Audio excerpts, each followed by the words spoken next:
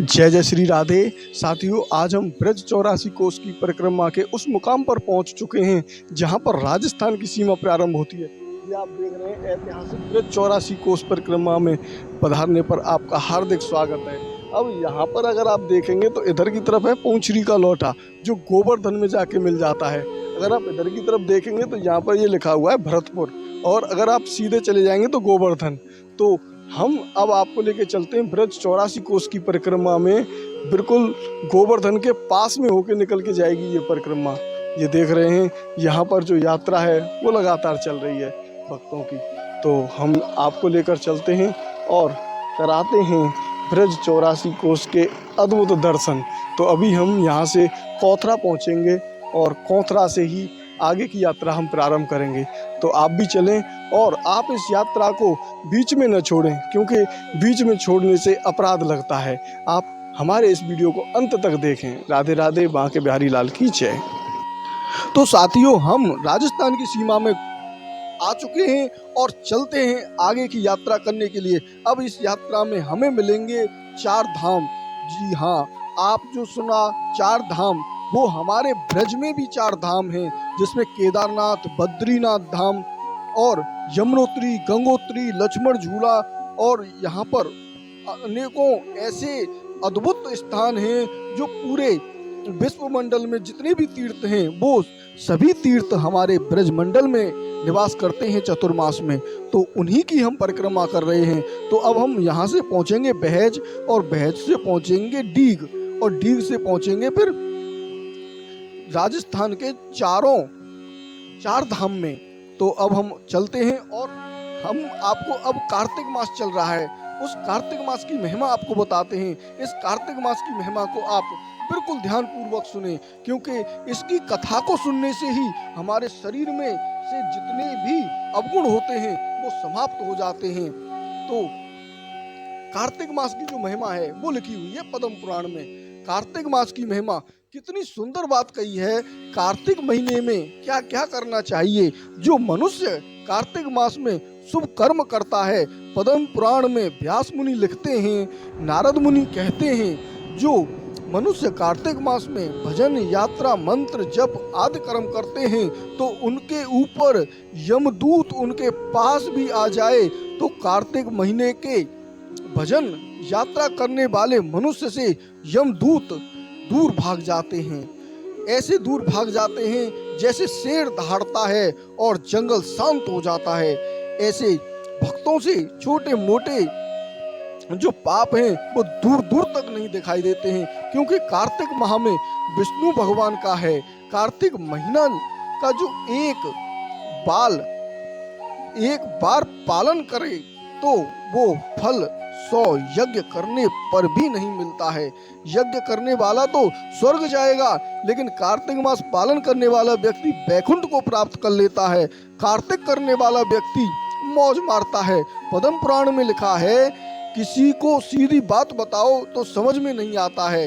हरि भगवान थोड़े से भजन से ही अति प्रसन्न हो जाते हैं। और ये जो यात्रा है ब्रज 84 कोस की, ये हरि भगवान की है। ये देख रहे हैं आप, यहाँ से भी हम गोवर्धन के लिए जा सकते हैं और हम परिक्रमा को आगे बढ़ाते हैं। तो हमारे जो भगवान श्री हरि हैं वो थोड़े से भजन से ही प्रसन्न हो जाते हैं। मुक्ति ये जितने भी तीर्थ हैं, और वे सब कार्तिक महीने में भजन करने वाले व्यक्ति के शरीर में वास करते हैं। यानी कि कार्तिक महीने का पालन करने वाला व्यक्ति दूसरी जगहों पर जाकर उनको भी पवित्र कर देता है। भगवान विष्णु ने सभी देवी देवताओं को आदेश दिया, जो व्यक्ति कार्तिक मास का पालन करता है तो उन सभी भक्तों की रक्षा करनी है। जैसे राजा की सेवा करते हैं, जैसे ही आपकी सेवा में सभी भगवान सेवा के लिए तैयार रहते हैं। जो 84 को कार्तिक मास में करते हैं, उनके घर में कभी भी भूत पिशाच का साया नहीं रहता है। ये कार्तिक मास अधिक बलवान है। भजन जरूर करना चाहिए, चाहे थोड़ा सा भजन हो या माला करके करें। आप कितना भी भजन आप करें, लेकिन कुछ न कुछ तो भजन करें। ये हम बहेज गांव में पहुंचने ही वाले हैं और ये बहज गांव से अब हम बाहर निकलेंगे। उससे पहले ये एक छोटा सा गांव और पड़ता है। इस गांव को जैसे ही हम पार करते हैं तो फिर बहज आएगा और बहज के बाद मथुरा से राजस्थान के लिए रोड आ रहा है, डीग के लिए। उस रोड पर अभी हम पहुंचने वाले हैं। तो अब हम चलते हैं और कार्तिक महिमा को और अभी अधिक जानकारी इसकी प्राप्त आपको भी करवाते हैं। पद्म पुराण में श्री वेद व्यास जी, व्यास मुनि लिखते हैं कि इस महीने में कोई भी व्यक्ति अगर गीत गाता है, कार्तिक करता है, तो उसका क्या फल प्राप्त होता है। आपने देखा होगा कि कार्तिक महीना और मलमास, जिसको हम अधिक मास कहते हैं, जो अभी आने वाला है वो इसी साल आ रहा है। और ऐसा अधिक मास आ रहा है ये जो कि 19 सालों में बहुत ही इसके शुभ संयोग बन रहे हैं। अगर आप इस बार अधिक मास की परिक्रमा करने आते हैं तो इससे आनंद की बात कुछ और हो ही नहीं सकती है।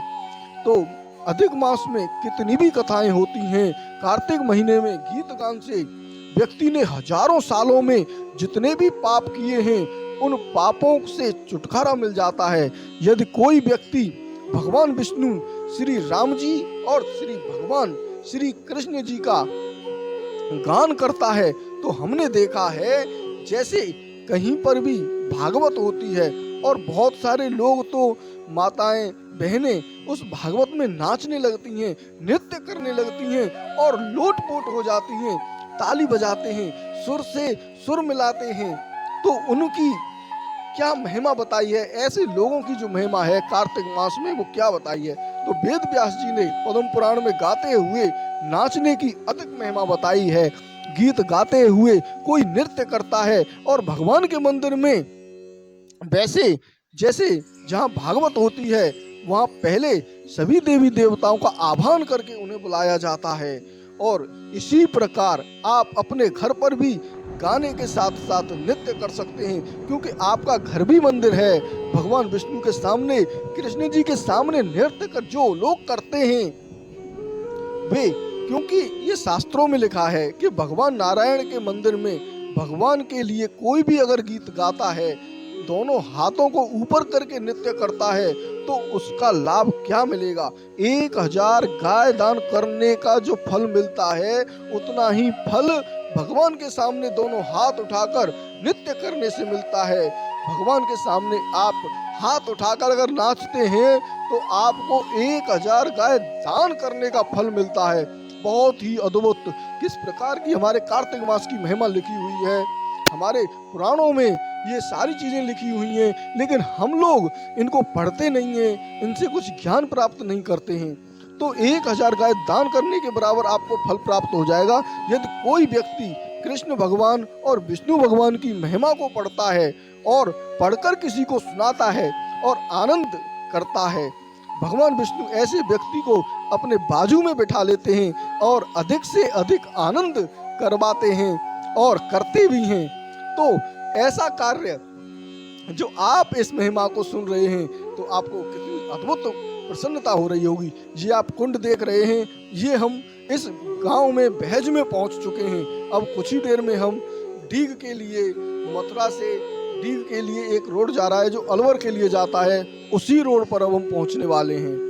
तो ऐसा कार्य करने से पहले तो व्यक्ति सभी पापों से मुक्त हो जाता है और फिर विष्णु भगवान के सानिध्य को प्राप्त कर लेता है। कार्तिक बहुत बड़ी महिमा है, हजारों शास्त्रों में बताई गई है कि इस संसार में जितने भी व्रत हैं, जितने भी तीर्थ हैं और सभी प्रकार के दान करने से जो फल मिलता है उनका हजारों गुना फल प्राप्त होता है।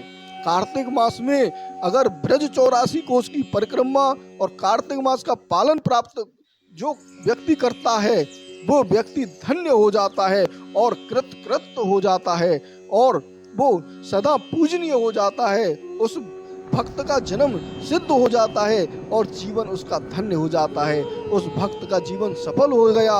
और आगे लिखा है कि जिस व्यक्ति ने इसमें से कोई भी कार्य नहीं किया तो वो व्यक्ति जीवन में हारा हुआ है, टूटा हुआ है, वो जीवन में उसने कुछ भी नहीं किया। जो व्यक्ति इसमें से कुछ काम नहीं करता है, अगर आप ब्रज 84 कोस की परिक्रमा ना हो पाए तो कम से कम आप भगवान के आगे दोनों हाथ उठा के नाच लेना, क्योंकि ये भी 1000 गायों को दान करने के बराबर है। इस प्रकार की महिमा हमारे कार्तिक मास की लिखी हुई है। मन प्रसन्न हो जाता है। ऐसी हम जो आपको बता रहे हैं, ऐसे संकल्प अगर आप कर लें तो जीवन में किसी भी व्यक्ति के लिए कोई भी कार्य कठिन नहीं है। तो जो व्यक्ति हारे हुए हैं, तो उनके लिए पद्म पुराण में क्या लिखा हुआ है, यदि कोई व्यक्ति मात्र संकल्प कर ले। अब ये जो बात मैं बताने जा रहा हूँ, ये बहुत ही ज्यादा महत्वपूर्ण है। आप इसको ध्यान पूर्वक सुने कि जो व्यक्ति इन सभी कामों को नहीं कर सकता है, उसके लिए क्या लिखा हुआ है पद्म पुराण में।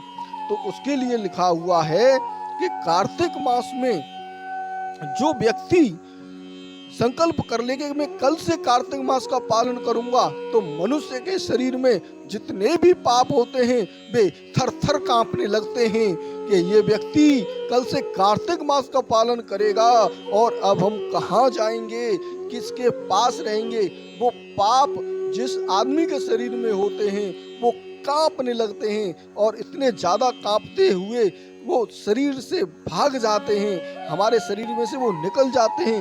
इतनी बड़ी महिमा लिखी हुई है कार्तिक मास की। तो कार्तिक महीने में भजन गीत गान करने की जो भगवान की बहुत सुंदर बात कही है। भगवान विष्णु के ऊपर अगर कोई व्यक्ति मात्र कार्तिक महिमा सुन ले तो उससे भी ये फल प्राप्त होता है। ये पद्म पुराण में 35वें श्लोक में लिखा हुआ है। कार्तिक महीने की महिमा सुनने से उसके सब पाप नष्ट हो जाते हैं। ऐसी महिमा हमारे ब्रजमंडल की परिक्रमा करते हैं, कितने पाप खत्म हो जाते हैं। हमारे ब्रज में ये जो आपको परिक्रमा कराई जा रही है, इस यात्रा से आप जुड़े रहें, आपका मंगलमय होगा। और भगवान पुराण में यहाँ पर एक बद्रीनाथ धाम है, यहाँ की बहुत ही अद्भुत कथा है। तो अभी जो हमारी परिक्रमा है वो बद्रीनाथ नहीं पहुंची है। जब ये हमारी यात्रा बद्रीनाथ पहुंचेगी तो हम आपको बद्रीनाथ, केदारनाथ, गंगोत्री, यमुनोत्री, लक्ष्मण झूला, इन सब की कथा सुनाएंगे। और आपको अगर पहली बार आप जुड़े हैं तो हमारे चैनल को जरूर सब्सक्राइब कर लें और आप ज़्यादा से ज़्यादा लोगों के पास इसको जरूर भेजें, क्योंकि इसमें कार्तिक मास की महिमा क्या क्या है, कार्तिक मास से क्या क्या हो सकता है, वो सारी महिमा लिखी हुई है। ये देखें, ये अब हम आ चुके हैं यहाँ पर डीग मार्ग पर। अब हम यहाँ से ये पहुँच गए हैं डीग में, और यहीं पर डीग का काफ़ी बड़ा किला है। उसमें भी यहाँ पर यात्रीगण आनंद करते हैं, यहाँ पर आराम करते हैं और बहुत ही अद्भुत ये स्थान है। तो अभी हम ये बहज पहुँच चुके हैं, बहज से डीग वाले रोड पे आ चुके हैं। कुछ ही देर में हम यहाँ से लगभग 4 किलोमीटर के आसपास डीग है, वहाँ पर डीग किला है और वहीं पर डीग का महल है। और ये महल जल महल है, इसमें भी यात्रीगण आनंद करते हैं। और यहाँ से हम जब थोड़ा सा आगे बढ़ेंगे तो यहाँ पर कृष्ण जी की जो नानी का घर है, ननिहाल है, वो भी यहीं पड़ेगा, वो दिदावली गांव में पड़ेगा। तो दिदावली गांव में हम पहुँचने वाले हैं डीग के बाद। तो तब तक हम आपको उस कृष्ण जी की नानी के गांव की कथा और सुना देते हैं, जिससे हम इस यात्रा को संपूर्ण कर सकें। तो कृष्ण जी की जो गांव है वो दिदावली में है, और ये जो कथा है आज हम आपको बताने जा रहे हैं। कृष्ण जी की नानी के गांव के यहाँ लेकर जा रहे हैं कि यहाँ की जो कथा है वो किस प्रकार से है। तो आप बड़े ही ध्यान से और प्रेम पूर्वक सुने, और हम दिदावली गांव के भी आपको दर्शन कराएंगे, लेकिन हम वहाँ के अंदर के दर्शन आपको नहीं कराएंगे, क्योंकि हमने ये दर्शन पहले ही करा दिए हैं। तो आप हमारे पिछले वीडियो में जाकर कृष्ण जी की नानी का घर उस नाम से आप वीडियो देखकर आप उसमें आनंद ले सकते हैं। यहाँ जाने के लिए मथुरा से गोवर्धन और गोवर्धन से डीग और डीग से कामा वाले रोड पर जाना पड़ता है, जो कि बद्रीनाथ से पहले यहाँ पड़ता है। यहाँ श्री कृष्ण जी की नानी का घर है, जिन्होंने लालन पालन किया, माता यशोदा की माता का घर ननिहाल। अब देखिए, हम आपको शास्त्रों के हिसाब से बताएंगे तो नानी का नाम था बरियसी, और ये बरियसी जी, इनके विषय में शास्त्रों में लिखा है कि ये पितामही, भगवान श्री कृष्ण की पितामही एक होते हैं। पितामह जैसे आपने सबसे पहले अगर महाभारत की कथा में भीष्म पिता का नाम सुना होगा, मतलब पिता के पिताजी, और जो पितामही होती हैं, पितामही माता, वो तो कृष्ण जी की माता हैं और वो बहुत ही महिमा वाली हैं। तथा नानी पितामही, ऐसा कहते हैं कि जो उनका रंग था वो बहुत कांतीय था और कुसुमंधा जैसे, कुसुम्भा मतलब केसर जैसी दिखने वाली अंग की कांति थी। और हरिपता माने जैसे हरे जो वस्त्र होते हैं वो हरे वस्त्र। कृष्ण जी की नानी हरे रंग के वस्त्र पहनती थीं और वो बरियसी नाम से विख्यात थीं और इनकी लंबाई भी कम थी। तो ये हमारे शास्त्रों में लिखा हुआ है, इनके जो बाल थे वो दूध जैसे थे और ये हमेशा प्रसन्न और बहुत खुश रहती थीं। कृष्ण जी की नानी को अपना कृष्ण जी की जो नानी थी वो कृष्ण जी को बहुत प्रेम करती थी और उनको बहुत प्रसन्नता होती कि ये मेरा नाती है। इस बात को लेकर बरियसी को बड़ा ही गर्व था और वो सोचती थी कि कृष्ण मेरी बेटी का बेटा है, और इस बात से इतनी खुश होती थी कि उनके पैर जमीन पर ही नहीं पड़ते थे, हवा में रहती थी। ऐसी बरियसी देवी जी के गांव के दर्शन आप करेंगे, माता बरियसी जी के गांव के दर्शन करके आप माता बरियसी जी के नर्म भाव की, जिससे कृष्ण बड़े प्रसन्न होते थे, शकर्षण कुंड यहाँ पर है, उसके भी आप दर्शन करें। इस गांव में जीवन में ऐसा कार्य करें कि बरियसी की तरह कार्य करें, खुश रहें। और जैसे हमारा जो इतिहास है, हमारा जो समाज है, हमारे कुल, हमारी जो परंपरा है, हम उसको महसूस करें कि हमारे कुल में एक ऐसा आदमी हुआ जिसने 84 कोस की परिक्रमा करने गया। ये आप क्या सुन रहे हैं, 84 कोस की परिक्रमा करने गया, हमारे कुलों को भी तार तार कर दिया, पूरे परिवार को भी तार तार कर दिया।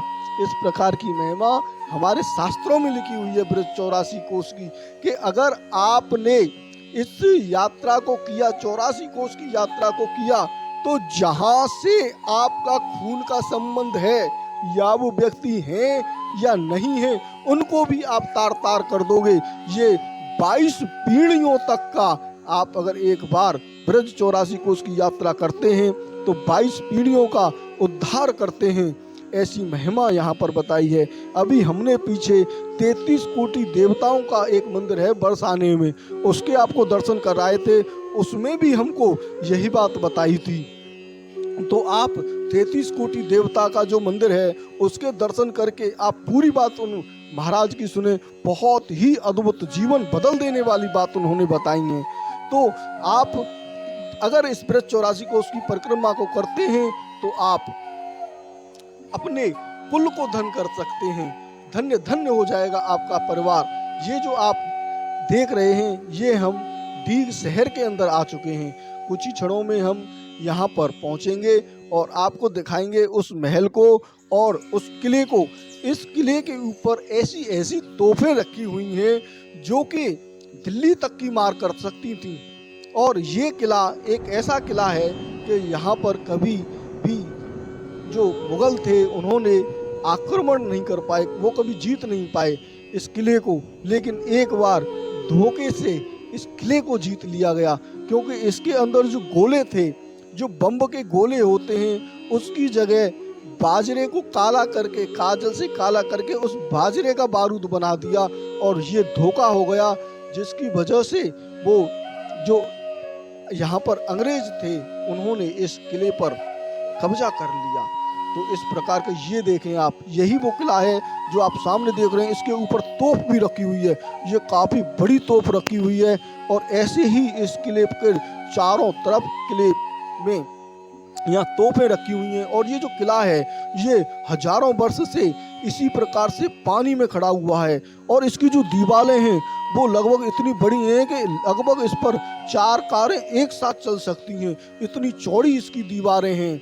हमने इसके ऊपर जाके देखा, इसकी तोप पर जब हम ऊपर चढ़े तो बहुत ही बड़ा ये शहर सब कुछ दिखाई देने वाला यहाँ से लगता है। बहुत ही आनंद हमें इस पर किले पर चढ़ने आया, लेकिन आज हम नहीं जा रहे हैं। हमने ये पहले देखा हुआ है किला, काफ़ी बड़ा ये किला हुआ है और अंदर भी इसके महल बना हुआ है। इससे थोड़ा सा ही आगे चल के जल महल है, जिसमें इस यहाँ से तो लड़ाई लड़ी जाती थी, लेकिन वहाँ किले में रानियाँ रहती थी। जल महल इसको कहते हैं, बहुत ही अद्भुत है।